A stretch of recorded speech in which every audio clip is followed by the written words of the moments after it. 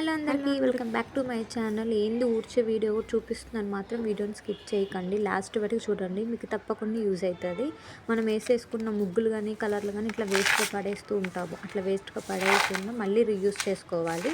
అది దానికైతే ముందుగా ఏం చేయాలంటే దాన్ని మొత్తం కలర్స్ని ఎత్తేసుకొని ఒక న్యూస్ పేపర్లోకి అయితే వేసేసుకున్న తర్వాత దాన్ని కొంచెం కలుపుకోవాలి. అక్కడక్కడ కలర్స్ మిగిలిపోతూ ఉంటాయి, అక్కడ ఒక కలర్ అక్కడ ఒక కలరు, కాబట్టి మంచిగా కలిపేసుకుంటే అంతా కలిసి ఒక కలర్లోకి వచ్చేస్తుంది. ఒక కలర్లోకి వచ్చిన తర్వాత దీనికి మంచిగా బేబీ పింక్ కలర్ వచ్చింది కాబట్టి దీంట్లోకి మ్యాచ్ అయ్యే కలర్ ఫుడ్ కలర్ వేసుకోవాలి, మన ఇష్టం అది.